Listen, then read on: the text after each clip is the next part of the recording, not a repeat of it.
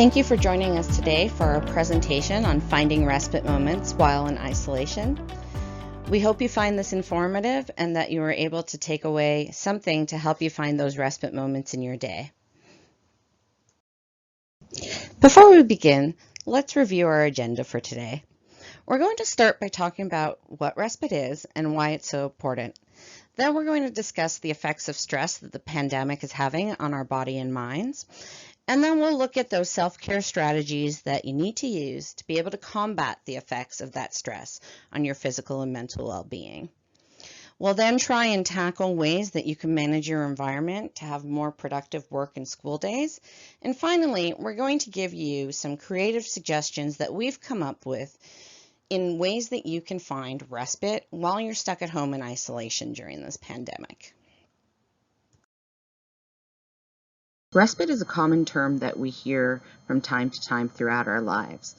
It's often used in different contexts and different spaces and is rolled up into caregiver support. But one of the key questions that we always wonder is, what exactly is respite and why do I need it? So in the first part of this presentation, we're going to review what respite is and why it's so important that you find moments of respite during this pandemic. When we talk about respite in the developmental service sector, we're typically talking about one of three things. We're either talking about recreation or day respite. Those are your programs that your child attends that give you a bit of a break. That could be anything from a sports program, an after-school program, your evening and weekend events, as well as your winter, March, and summer break camps. Residential respite is a program that allows your child to stay overnight and gives you a full period of break. Those under the 18 in the city of Toronto can access respite beds over the weekend, and that's typically a period of Friday afternoon to Sunday afternoon. For those who are 18 plus, you can access respite beds all week long. However, during the weekdays, you have to have somewhere to go during the day. That could be something like a work program, a post-secondary course, or a day program. And what you're probably most common with or have heard the most about are individualized respite workers. Those are people who come into your home, take your child out for an activity, or just help out at home depending on what the activity of the day is. But during the pandemic, we're very aware that you don't have access to any of these respite supports right now. So when we talk about respite today, we're literally talking about the definition of respite, and that is defined as a period of temporary delay or an interval of rest and relief.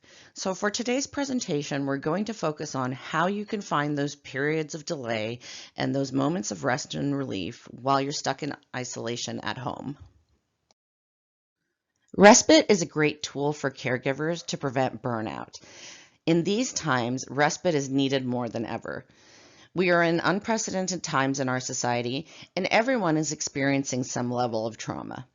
Trauma leads to negative physical and mental health outcomes, which in turn reduces our capacity to properly support our loved ones. We recognize that caregivers are now playing multiple roles, and some of these they've never experienced before. We're asking caregivers to provide care, entertainment, be teachers, be mental health providers, along with every other task out there that your loved one may require. And we acknowledge that this can be extremely mentally and physically taxing on a caregiver. Without the added supports, caregivers are more likely to burn out and require medical assistance themselves. Right now, families have been left with no supports, and they must care for their loved one throughout the entire week with no break, no outside help, and no change of environment. We also acknowledge that the lack of access to personal support systems, the closures of schools and community centers, along with the additional burden of health and financial concerns associated with the pandemic, are increasing stress levels for our caregivers. The concern is that increased stress leads to increased health risks, and it decreases our coping mechanisms and our ability to handle the things that come our way from day to day. Lately, the phrase "the new normal" is being thrown around a lot in the media. We're hearing about it in terms of how we're going to reopen the province, what's going to happen when we have to return to work, and even how our day-to-day activities are going to be affected by this new normal. The one thing that's not being talked about, though, is how this new normal is creating a new set of challenges for families and caregivers who are supporting those with developmental disabilities. Having surveyed several families, there are some common themes that are starting to trend in the developmental service sector. We wish to outline them below. So we want to acknowledge that the new normal for many of our individuals and caregivers is a new normal of increased behaviors or the introduction of new behaviors. This is very stressful for the individual who is struggling to communicate their needs, as well as the caregiver who may feel that they need external support to help determine what the best response is for these needs. It's an emotional time for caregivers and those that they're supporting. Many of our loved ones, including our children, are struggling with feelings that may be foreign to them, or feelings that they've had before but are now being exacerbated by the pandemic. Lots of individuals are feeling isolated, depressed, and many are feeling alone. This emotional turmoil is not only stressing the individual, but the caregivers who are watching their loved ones struggle and feeling like they do not have the right tools to support the emotional needs of their children and anybody else in their care. Many parents are reporting frustration with the regression of their children's skills. We understand that this can be very overwhelming for any family. Parents and caregivers are now left to grieve the loss of these skills, and there's a lot of uncertainty as to whether or not their loved one will be able to acquire these skills again after the pandemic is over. The lack of play space and outdoor space has created a lot of challenges for our children, especially those active ones who need space to run around. And it's also impacting our ability as caregivers to provide the right level of care, because we do require that personal space throughout the day to take a break and to calm down. We're not able to do that when we're locked inside in a pandemic, and this can often lead to marital breakdowns, family breakdowns, and oftentimes crisis in the family home. We also know that this is a very difficult time for siblings who are trying to vie for the attention of their caregivers, but are also trying to be respectful of the fact that their sibling does require more attention and more support. And of course, with that comes the parental guilt of feeling like one child is being supported more than other. Finally, the new demands of online learning have created a lot of challenges for families. There have been a lot of technical issues that have need to be learned and overcome. And there's also been a report of a lot of lack of appropriate curriculum for some of our children in specialized classrooms.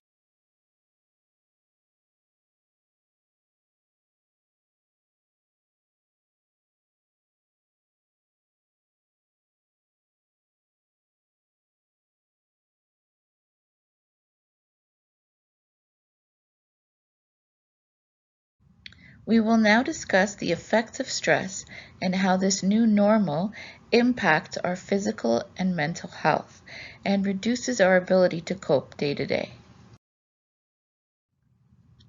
Stress activates the sympathetic nervous system, or our fight or flight system.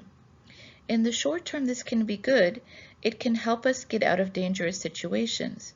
When the sympathetic nervous system is activated by a situation that seems dangerous, cortisol is released from the adrenal glands.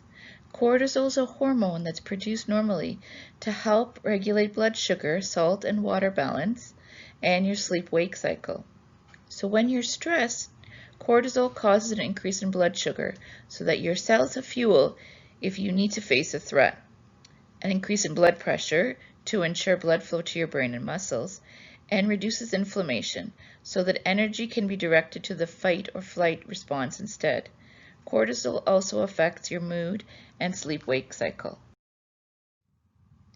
If cortisol is elevated for a long period of time, such in situations with chronic stress, it can really cause harm to your body. Elevated blood sugar, which could help in a very stressful situation, can lead to diabetes if it's elevated for too long. Elevated blood pressure can also lead to hypertension or high blood pressure. Decreased inflammation can impair your immune system, so you aren't able to fight infections as easily. The effects of stress on your body can affect your brain, your heart, your stomach, your pancreas, your intestines, and your reproductive organs. For your brain and your nerves, you could have problems with irritability, nervousness, anxiety, depression, panic attacks, or feelings of despair, low energy, sadness, or difficulty sleeping, or remembering things, difficulty concentrating, or headaches. For your heart could beat faster, you could have palpitations, you could have a rise in your blood pressure, increased risk of cholesterol or heart attack. For your stomach, you could have effects on your appetite, you could have nausea or stomach aches. For your pancreas, you could have an increased risk of diabetes. For your intestines, you could have diarrhea or constipation or other problems. For many women who are parenting a child with disability, they could have difficulty with their period, so they could be not regular. A lot of times they mention that there are a lot of issues with their regularity of their periods. They could have more pain, and it's very challenging for them. Other issues could be skin problems or acne, muscle aches, increased risk of bone density issues, which again impact your ability to recover from illness. Your daily habits have an effect on your body, from your sleep, your eating, to your lounging. It can become a very vicious cycle because living with chronic stress can cause an increase in cortisol, which causes disruptive sleep and insomnia. But having lack of sleep causes an increase in cortisol. Disruptive sleep and high cortisol can lead to issues with mood, difficulty focusing, and concentrating. Being exhausted can reduce your ability to think rationally, problem solve, and use coping systems effectively. When you're eating, you have to be careful about what foods you eat. Eating the food that's most convenient, the one that's most available to you, and the one that you're drawn to, which is the foods that are high in sugar, saturated fat, and processed foods, can trigger inflammation in your body, which can impair your ability to have infections. Cortisol and high stress can cause an increase in blood sugar, which could eventually lead to diabetes. Lounging can also cause problems because being sedentary for too long can cause effects with your mental health and physical effects. It could lead to depression. It could impact your ability to focus and concentrate. It could make you feel unmotivated and stuck. It could lead to weight gain. It would increase your ability to develop diseases like diabetes, heart disease, and kidney disease. We are now going to discuss strategies for improving your health habits, tackling your stress, and lowering your risk of having poor health. To review, chronic stress can lead to increased cortisol, which results in issues with weight gain, difficulty sleeping, diabetes, high blood pressure, reduced energy levels, impaired immune response, issues with your mood, attention, and concentration, and affecting your ability to cope. The effects of cortisol can have an impact on your mood, your liver, your digestion. It could lead to osteoporosis, could have an effect on your pituitary gland, your blood sugar, your blood pressure, and lead to allergic reactions. Now let's take a look at how your daily habits can have an effect on your body. By having good sleep, eating, and lounging habits, this could really improve your health. So by exercising for 30 minutes each day, or even starting with a quick walk around the block, using a Fitbit app, or getting something like a TikTok where you could get involved in an activity that you might enjoy, you could start improving your health. By having a regular sleep routine with the same sleep-wake cycles each day, that could have an effect on your health. By avoiding naps, limiting your caffeine in the evening, and limiting your exposure to blue light before bed, whether it's your iPad, your iPhone, your tablets, your TV, or any kind of cell phone, that could help because you will start to think that you're awake at night when really you need to be thinking about sleep. By timing your meals, that can help because it stops you from engaging in mindless snacking. So by planning out your meals for the day, that will help, and not skipping your meals. Treat your snacks like a meal. Try to avoid distractions when you snack. Try to have filling snacks with all kinds of good nutrients, whether it's protein, healthy fats, and vegetables. Having those in your diet will really help. Try to stay hydrated. Keep drinking your water. We may feel hungry when we're really dehydrated. Try to distract yourself from the day by avoiding having those snacks so easily available and in your eyesight. Try to control your environment. Also look at your underlying cause. You might really think you're hungry, but really you're bored. Try to find another outlet for your boredom. Exercise to reduce your cortisol, help with your immune system, and improve your mood. If you aren't currently physically active, just try to have that walk around the block and increase your time by using TikTok, a social media page of your favorite fitness instructor, dance, whether it's Zumba, whether it's yoga.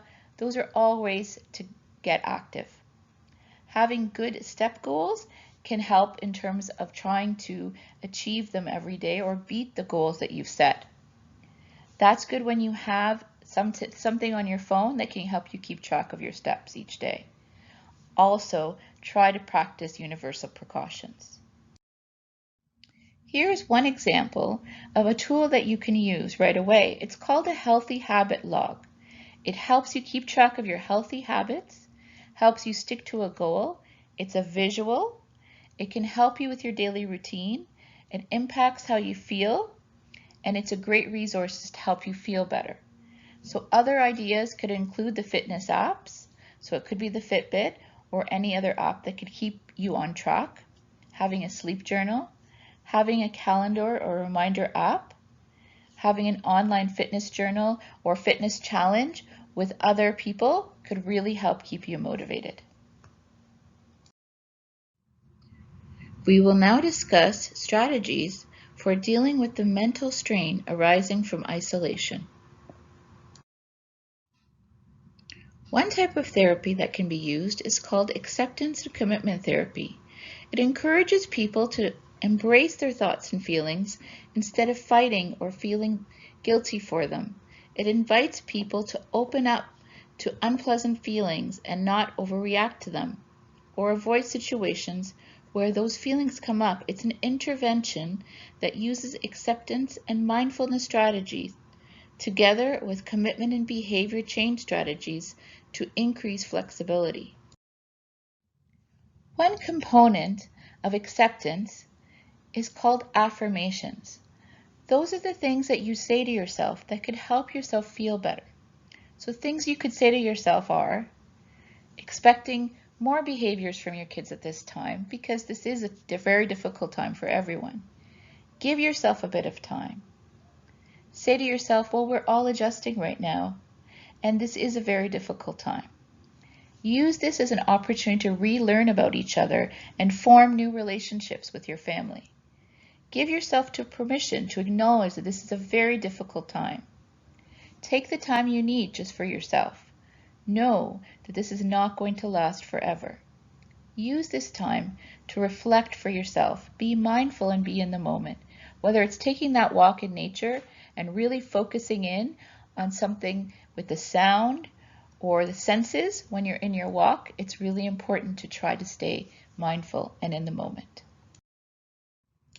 R.A.I.N is a coping strategy that can be used to help deal with the situation. It is a mindfulness strategy called the R.A.I.N of self-compassion. It's a standalone meditation, but you can also move through the steps whenever challenging feelings arise. The R in R.A.I.N stands for recognize. Take a moment to recognize that a strong emotion is present and gently turn toward what you're experiencing in an open and non-judgmental way. Tune into the present moment experience of what's happening in your body and your mind, your feelings, your thoughts, and sensations that are here. It may be helpful to mentally name it. For example, to say, I'm feeling stressed, or I am feeling overwhelmed. This recognition of what you're feeling opens up your inner space and brings you into full contact with yourself and the actuality of the present moment.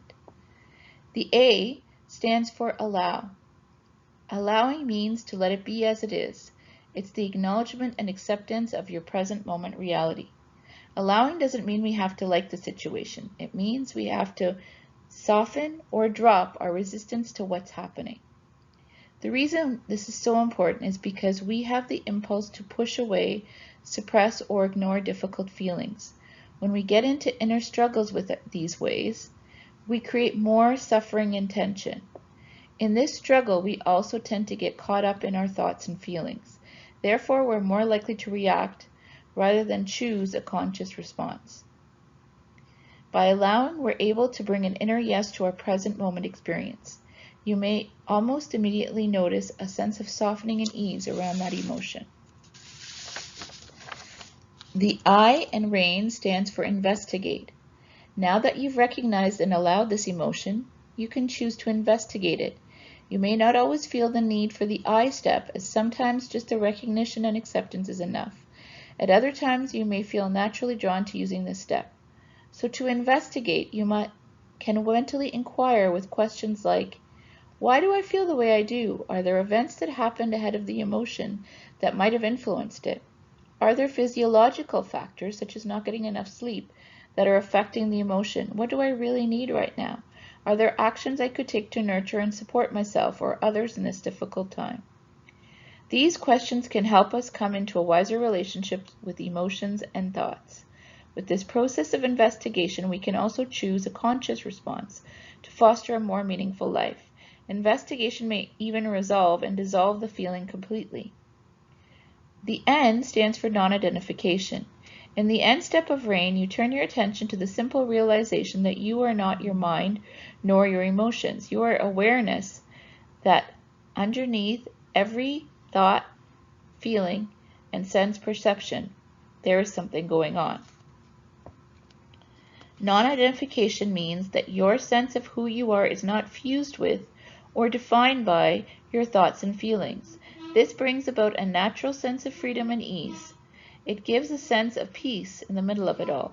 No matter how intense and painful the emotional storm is, there's a part of you which is still silent and untouched. You can use this R.A.I.N method anytime you're feeling stressed, overwhelmed, or out of touch. It's a powerful way to deal with feelings in this very challenging time. One part of acceptance and commitment therapy is mindfulness. That is the practice of purposely focusing your attention on the present moment and accepting it without judgment. It can also reduce stress and bring about overall happiness. The idea behind mindfulness is maintaining a moment-by-moment awareness of our thoughts, feelings, and body and surrounding environment. It means acceptance, so that we pay attention to our thoughts and feelings without judgment. When we practice mindfulness, our thoughts tune into what we're sensing in the present moment, instead of being focused on the past or reimagining the future. Some activities can include deep breathing, grounding, visualization, and affirmations, calming, and sensory activities. As you can see with the visual here, we have an example of a grounding technique. So you'd have 5 things you can see, 4 things you can feel, 3 things you can hear, 2 things you can smell, and 1 thing you can taste. Here's another mindfulness moment activity that you can try even tonight for 5 minutes. It's a breathing technique called the awareness of breath exercise. It helps reduce stress and lower your cortisol. So to do the awareness of breath practice, you need to sit comfortably, still your body, settle your mind, attend to your breathing, notice your attention wandering and gently coming back, and repeat. It's important that we take care of ourselves. When we take care of ourselves first, we can take care of others in our life even better. Self-care is a good strategy for reducing your stress, anxiety, and feeling overwhelmed. There are many benefits to having self-care. It helps reduce stress, which lowers our cortisol, which reduces our risk of long-term health issues, and strengthens our immunity to COVID. It improves our quality of sleep and replenishes our energy levels and improves concentration, your focus, and your mood. It improves your ability to cope with challenging situations in a calm and rational way, and helps you deal with healthy relationships in your own life. Self-care is not about being selfish or indulgent. It's how we keep ourselves well to ensure that we're physically, emotionally, and mentally capable of being there for our family. Anxiety, worry, and grief are so normal during an event like this. Feeling overwhelmed by the smallest task is to be expected. Take time to notice your feelings. Pause and reflect before responding to a family member. When you feel like you need to get calmer, try taking a few deep breaths to clear your head, or try a mindfulness activity to restore your sense of calm. Limit your exposure to news to maybe an hour a day. Reach out to a healthcare professional if you feel like you need some support around your physical or mental health concerns. It might feel impossible to get a break because you're home together all the time. Work on a plan to co-parent and share some caregiving time so that each of you have time alone. Work on creating daily schedules to allow you to work while keeping your children safe and busy. Schedules, in terms of who does what, may need to change on a daily basis, so plan each day in advance, but also be flexible. If you are parenting on your own, try to schedule some quiet time for yourself. Here are some examples of how you can take care of yourself. From treating yourself, to focusing on your growth, to paying attention to nature, stargazing, focusing on things that make you happy, reading, spending time in the sunshine, spring cleaning, or having a nourishing morning routine, going for a walk, playing with your pet, going outside, just to spend time on the outdoors, and planning something to look forward to. Here are some self-care activities for children with special needs, from listening to nature sounds, to nature scenes, changing the temperature, using guided meditation, giving them soft lighting, using a sleeping mask, using noise-canceling headphones, giving them scents that they enjoy, giving them weighted blankets, or guided meditation. If they are able to share their feelings, that could help them encourage self-awareness, help them articulate how they feel. If they are verbal, giving them some time for low stress or solo activities, encouraging journaling, drawing, or writing, recognizing when things can get stressful, helping them practice self-care, cultivating their interest, encouraging them to focus on the moment, and exposing them to other social groups that they might belong to. To help caregivers cope, we have to think about strategies and ideas for ourselves. Remember what we said about acceptance. This is a very traumatic and unprecedented time. It's okay if we need the time to adjust and process all of this change. Allow yourself to experience these emotional changes and remind yourself it's okay to feel this way.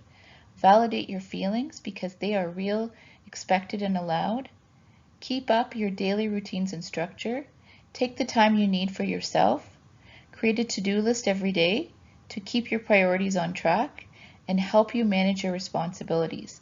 It also helps keep you focused and gives you meaning to each day and motivate you to get out of bed every morning. Try to let go of those feelings of guilt. Those are things that are not within your control. Think about it. You're doing the best you can and all that's being asked of you. To help children cope, normalize and validate their feelings of loss. Talk to them about what's bothering them. Discuss who they want to connect to and how do they do that. Whether it's FaceTime or Skype or any other virtual means. Help them connect to their friends, their family members, their grandparents virtually. It will help them bring them a sense of hope. Be open about the grief of their old life. Model what you're doing. Know that we do have our dark mood and low days. Normalize that. There are resources for children and siblings. Help them access the Kids Help Phone website. Monitor their sleep and appetite, and help them enjoy things that they have pleasure in. Check for whether they're feeling anxious or depressed about things, and try to spend one-to-one time with each child. Try to use a feelings chart to help them identify their feelings. It helps them ask what they're feeling and how they're feeling now. Help them point to that feeling. You could also use a traffic light to help them share how intense their feeling is. A red light means they're feeling very overwhelmed, a yellow light is medium, and a green light is okay. You can also use telemedicine for doctor's appointments. To help children cope, there are great resources out there. Books Beyond Words is a free resource for children with special needs. It's a book designed for children with special needs without words. It can help them identify some of their feelings. The Coronavirus book for children is also a great resource. The Feelings Wall Mirror helps them identify some of their feelings. By using the emotion stones, as you can see, you can have a visual depiction of how they're feeling. There's also the Emotions Interactive Circular Carpet that can help them identify their feelings in a visual manner. To help children cope, another technique could be to use a Lego I Feel chart. This resource allows a child to communicate how they feel by choosing from a range of emotion heads for their Lego man. It helps with identifying feelings and could be used to help a child communicate how they feel about different options.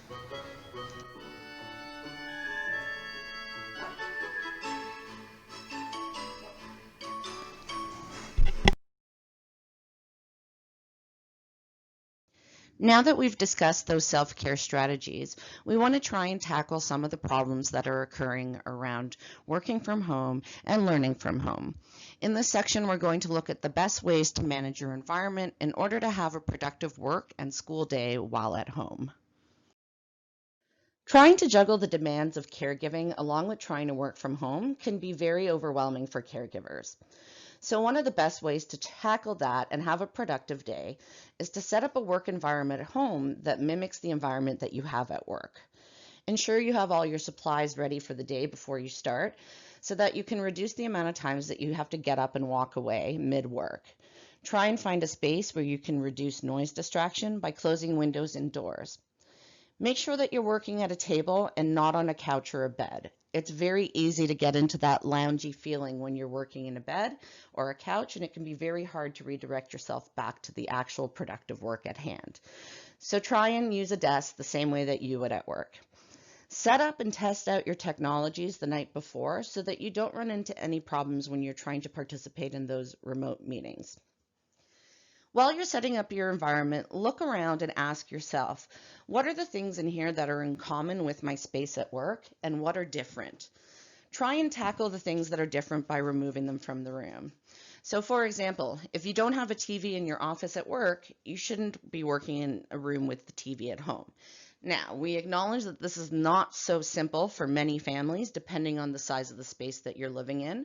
But a simple hack around this can be to unplug the TV from the wall and make a house rule that from Monday to Friday, between the hours of 9 to 5, the TV doesn't get plugged in, and ensure that everyone understands that expectation. This will reduce those outside distractions from taking your attention away from your work. Try designating one room in the house to be your boardroom. Have everybody in the family involved in this process and explain to everyone that when you're in the boardroom, you have to treat this as uninterrupted time. So this is similar to booking out a boardroom at work when you have a big meeting to attend. This is a really great tool to use, especially when you have multiple people working in the home or when you have those teenagers who are trying to finish their secondary school work and maybe have those group projects to work on. Find a room in the house where you can close the door, make a sign together that says boardroom and put it up on the door, and then you can simply make a sign out sheet that you put up so that people can essentially sign out the boardroom for a period of an hour or two where they know that during that time they can use that space for quiet work or to work on remote meetings and remote projects. This is a great way to maintain routine and structure and to set those expectations so that your children understand that when you are in that room and that boardroom sign is up, they know that they are not to bother you during that period of time. Finally, it's really important that you follow the same routine that you use during the workday to go to work now while you're at home. So stick to the same schedule with starting and ending your day at the same time. Take your lunch break at the same time and go about your day the same way you would if you were at the office. Make sure you wake up at the same hour every morning. So if you were typically waking up at 6:30 beforehand, you should still be doing so now. Follow your same morning routines. Take a shower, get dressed, get ready for the day. It's very important that we change out of our pajamas and our sweatpants and those things that we lounge in our free time and put on a pair of fresh clothing. Sometimes that's all you need to get on the right foot to start the day. So stick to those routines because those routines create structure, familiarity for you, and allow you to set the best foot forward to start your day with. Now let's talk about the learning environment at home. For starters, we as caregivers have to revisit some of that acceptance therapy when it comes to the Learn at Home curriculum. There are a lot of things that are out of our control and are very frustrating at times. Not having access to the right technology, not knowing how to use it at the start, feeling like your child is not accessing adequate curriculum, or feeling like you're not getting enough one-to-one support with your teachers based on the restrictions at hand, are all things that we may have to grapple with and learn to accept. So find ways to be innovative while still giving your child an opportunity to learn. Maybe now is not the time to push book curriculum on your children. Maybe you can engage them with some virtual tours of museums where they can look at specific topics. Maybe you can find a planetarium that's doing online shows where you can look at the stars and do a little assignment there. Find the things that are going to interest your child, and that will be used to motivate them to participate in that learning process. Set small and reasonable goals and celebrate when they are accomplished. So maybe your goal is simply to get an hour of learning a day in. That's okay to set such small goals because it's realistic and it's achievable. When your child does complete that hour, make sure to celebrate that and give a lot of verbal praise so that you're rewarding the fact that that child participated in a learning behavior that you wanted to see. That continuous verbal praise will, in essence, eventually encourage your child to do a little bit more. And you can slowly build up tolerance over time using those reinforcers. Now, another way for your child to achieve success at home is to set up the learning environment in a similar way to how you set up your work environment. So, for starters, find a space where your child can sit free of distraction. Look for a place where you can limit noise exposure. Maybe find a room where you can close the door or windows if need be. Gather all your supplies before the start of the day and set up all your technology and test it out. This will reduce the likeliness that your child needs to get up and wander away looking for something, and that reduces the temptation to walk away and not come back. Look in the current environment that your child is working in and ask yourself, what in this environment would I see in a classroom and what wouldn't I? For those things that you wouldn't typically see, maybe it's the TV, maybe it's a gaming system, maybe it's just the child's toys in the background. Try and remove them from the environment wherever possible, and if you can't, unplug them and make the same house rule for your child that you would make for yourself. For those who typically learn through modeling, lead by example whenever possible. Maybe set up in a general space like your dining room or kitchen table. Take one side and set up your work and leave the other side for your child to set up their learning space. Sit and attend to your work and model that behavior of what you expect for your child to do with their learning curriculum. Your child is more likely to attend to their homework when they're modeling the behavior from you. Like you, maintaining that weekday routine and structure is incredibly important for a child to have success. A lot of the children that we support do rely heavily on the routine and structure that they develop at school, and this can be a very anxiety-ridden time because they don't have access to practicing those typical routines and structures. So wherever possible, call up your teacher and ask what the typical Monday to Friday schedule looks like. Try whatever you can to mimic that. So if, for example, every Monday morning there's math followed by a snack followed by reading and gym, every Monday morning your child should wake up and be asked to work on a little bit of math, then be given a snack break, then be given a little bit of reading, and finally finish it off with a little bit of activity time before lunch. This creates predictability for your child, keeps them on track with that routine, and it's going to reduce the stressors associated with that transition back to school in the fall. Try to treat the school and work hours the same way that you would if your child was actually attending to school. So mimic the same schedules, keep the same routines, and make sure that your child is up and dressed and wearing clean, fresh clothing and not attending to their schoolwork in their pajamas. For those kids who need a little bit more motivation, go back to the basics.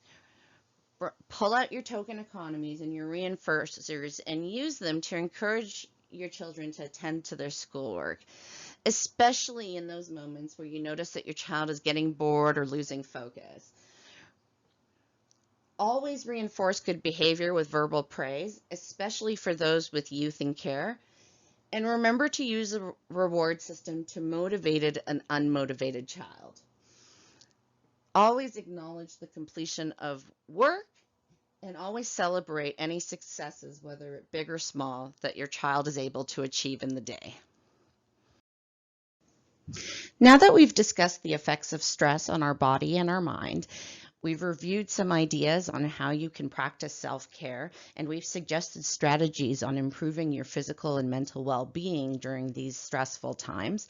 We're now ready to talk about ways that you can incorporate respite into your day-to-day despite being stuck at home during this pandemic. So we've come up with several creative ideas that we're hoping can inspire you to find those few moments in the day to practice self-care. We acknowledge that not every tip and trick will work for every family or every household setting, but we hope you walk away with a few creative suggestions that you can take back and apply in hopes that you find a couple of respite moments for yourself and any other caregiver in the home each day. To start with, if there's more than one caregiver in the home, I highly recommend making a schedule where you take time to plot out trade-off time for caregiver responsibilities. This puts everyone on the same page and everyone has the same shared expectation. It also provides you with a guide map or a visual schedule for the week that ensures that you know when you need to trade off and take a few minutes to yourself. Now is the time to really embrace screen time. Typically, we don't encourage our children to be on screen for many periods of the day, but these are unusual times and they do call for unusual conventions. This may be particularly important for those who have multiple children in the home. Screen time is a really great source for respite.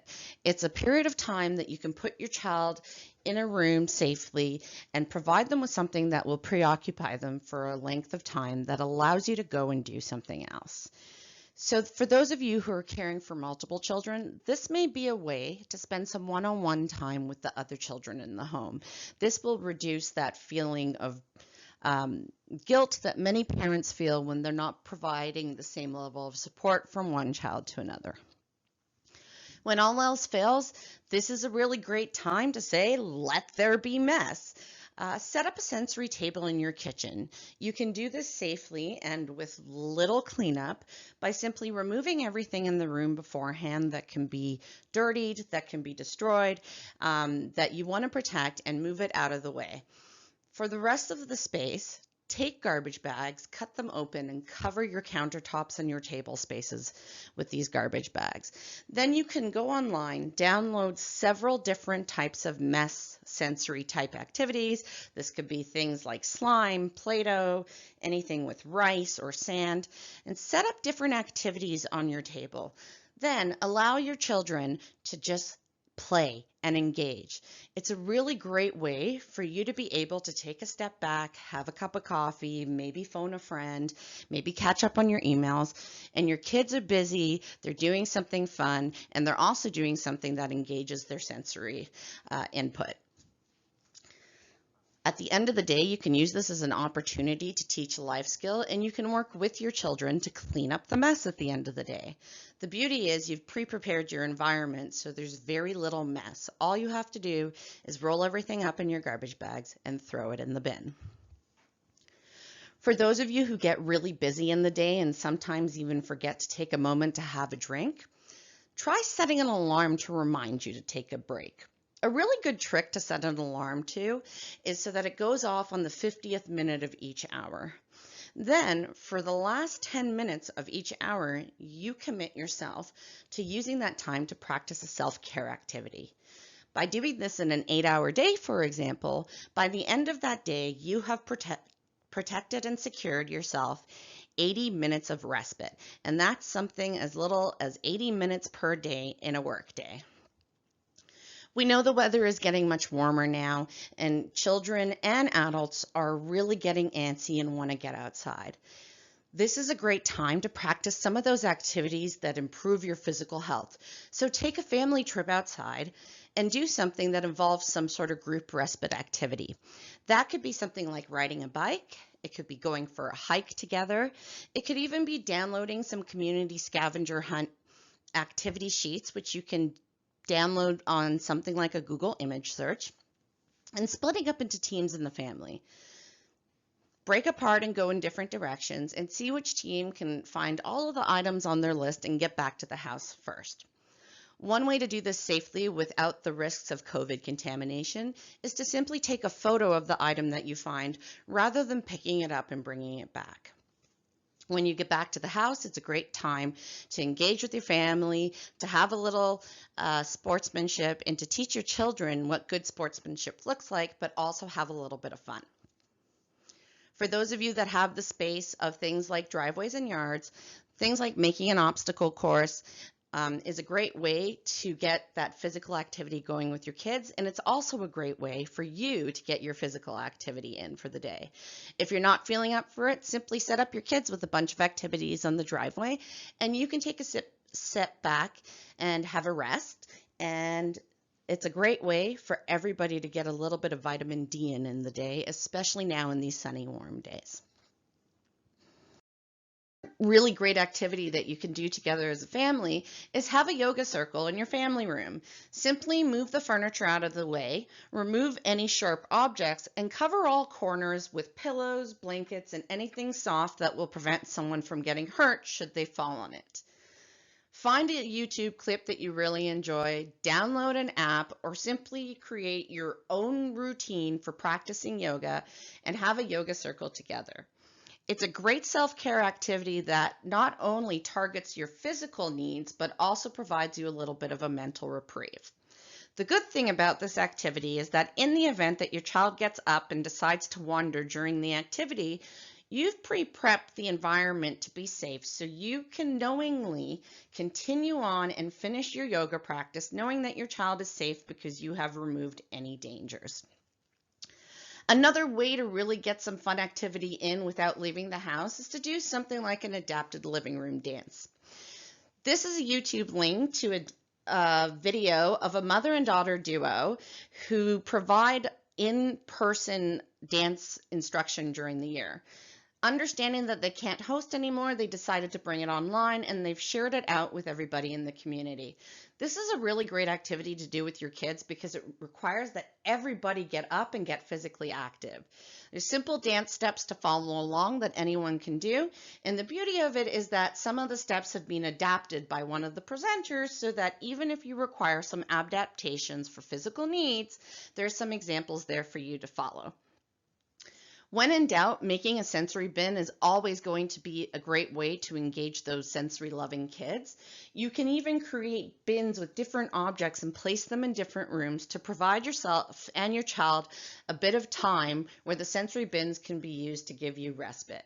Your child can wander from room to room, engaging in every bin, and try and put different objects in each bin so that it is really engaging, while you take a few moments here and there to have a cup of coffee, make a call, read a book, or watch those few minutes of Oprah or Dr. Phil that you've been dying to watch. At the end of the day, when you're trying to wind down, a really great activity that you can do with your kids is to create some stargazing, but do it inside. So go onto Amazon and purchase a glow-in-the-dark star kit. You can typically buy them for about $10.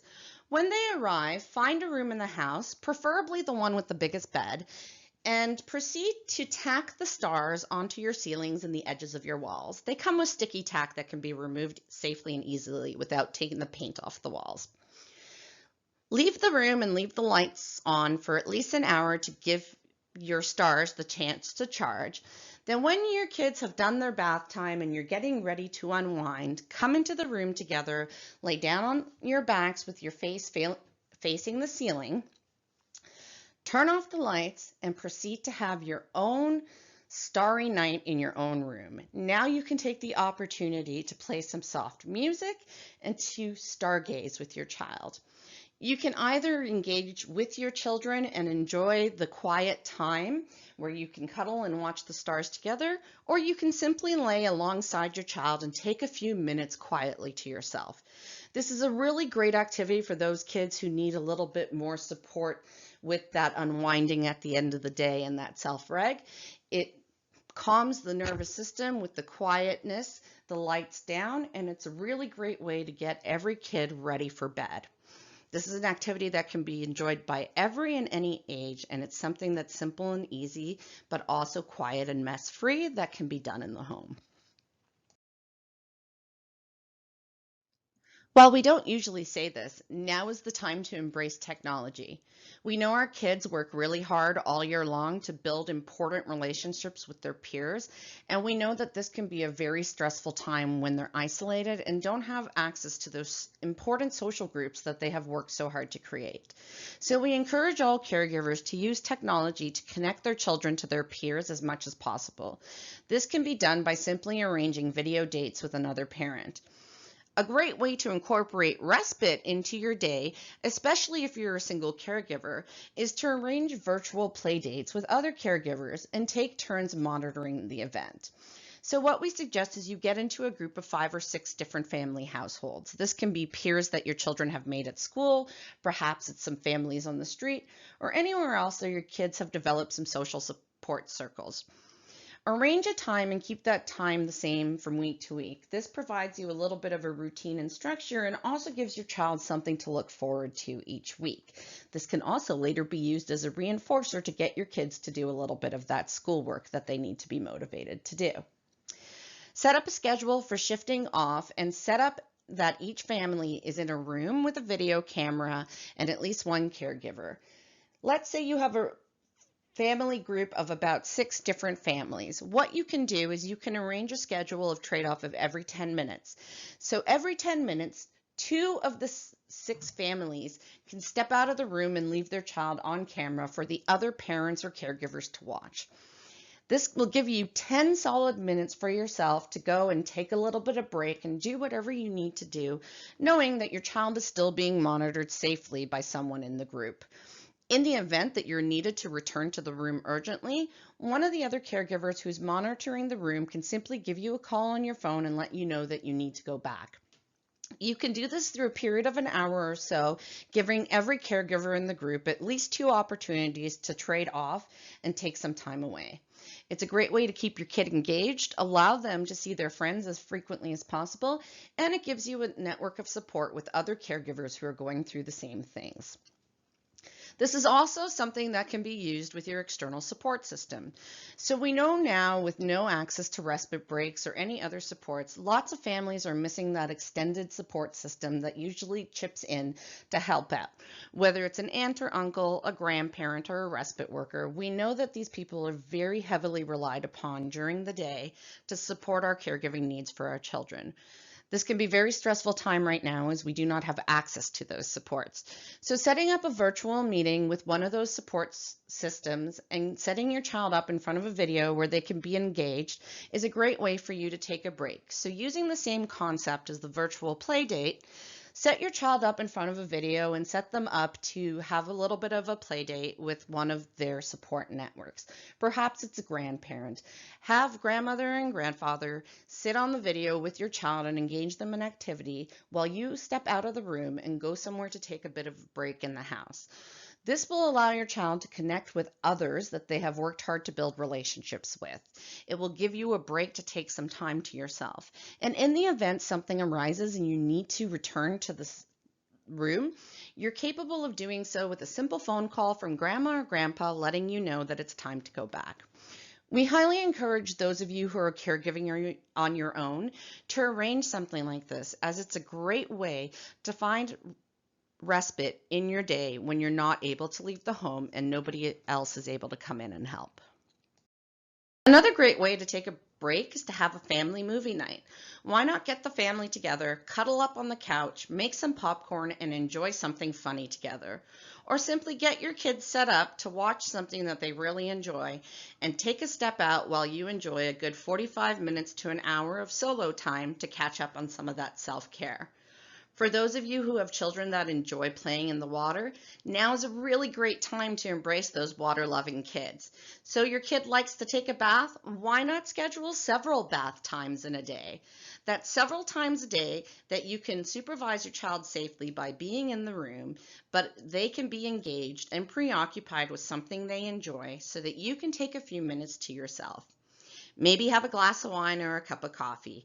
Perhaps you want to take the time to paint your nails since you're in the bathroom anyway. Call a friend or catch up on a book. Do anything that you would like to do that you feel will help you with some self-care. It's a great way to incorporate those respite moments and to do so in a manner that your child will really enjoy. Now that SSAH and Passport have expanded some of their eligibility criteria for using their funding, we highly recommend purchasing an indoor trampoline for those children who have that extra energy that needs to be exuded. Set up that safe corner in your house, similar to what you did with the yoga circle, and allow your child to spend the time jumping and exuding out all that extra energy that they have. This will give you a little bit of time to take that much needed break. As we suggested before, keep your household on a regular schedule from Monday to Friday, and that should include wake up and bedtimes. The reason we recommend this is that you can schedule in 30 to 60 minutes of me time at the beginning and end of each day before and after your children go to bed. This is one way to guarantee that you take care of yourself for a little bit each day. As we mentioned before, dance parties are great ways to get your activity-loving kids up and about. It's also a great way for you to get some of that physical fitness in. So remember, we're trying to lower those cortisol levels. Journaling is actually a really great self-care technique that doesn't require that you remove your attention from your child. Keep a journal nearby, and whenever you have some of those negative or intrusive thoughts entering and creeping into your day, take a minute and write them down. Close the book and put it away, and let that be that symbolic gesture that allows you to attend to the thought, accept what the meaning behind it is, and then to put it away and think positively for the rest of the day. Additionally, for those of you who can, we recommend that you co-create a schedule for each day with your loved ones. While doing so, incorporate in that schedule breaks for you. Have a conversation with your loved ones about the expectations around that break. So for example, perhaps is a break that occurs 3 times a day, and you work with your child that for 10 minutes 3 times a day they will get screen time, but mom or dad will get a break. And that means while they play on their screen, mom or dad need to be left alone for that time so they can do something that they enjoy as well. The more you include your children in these conversations and in these planning sessions, the more likely they are to respect that time when you need it to yourself.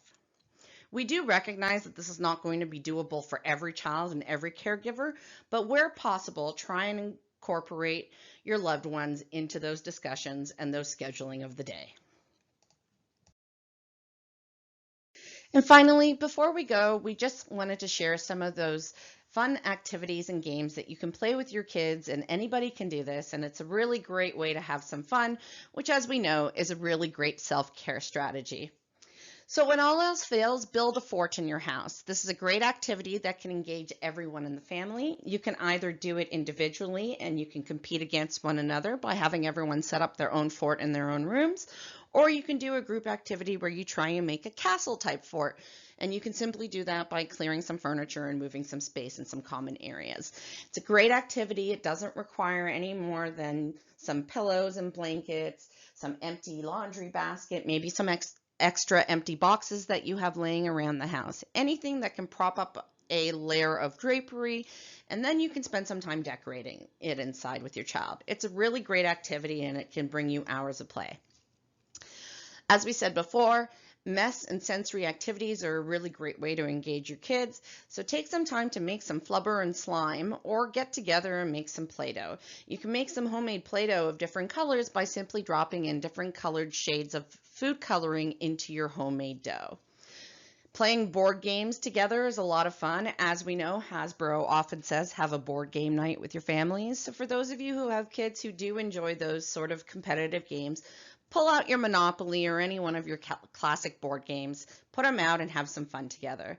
For those who have children who really engage in building and putting puzzles together, you can purchase some 3D Lego sets or a 3D puzzle, and that's a great way to keep your kids or yourself engaged. It's also a great way to practice those fine motor skills.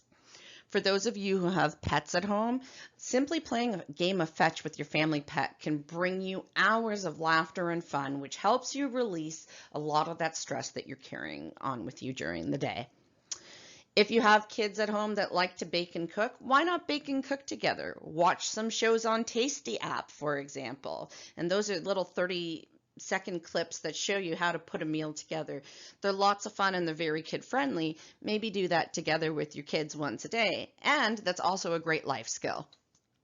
If you have a yard, you can also take the same ideas and apply them to gardening outside. When you are looking for something fun and educational to do, why not download some fun science experiments? Of course, the messier the better. And when all else fails, we refer back to our 4 Bs. Balloons, bubbles, and bouncy balls are always a great way to get your kids engaged. This brings us to the end of our presentation. We want to thank you all for participating and joining us in finding moments of respite in our days. We hope that you take away something from this that will help you find a few moments in your day to practice some of those self-care strategies. If you have any questions following the session, please don't hesitate to reach out and we're happy to help. Thanks again for joining us, and we hope that you all take care and stay healthy.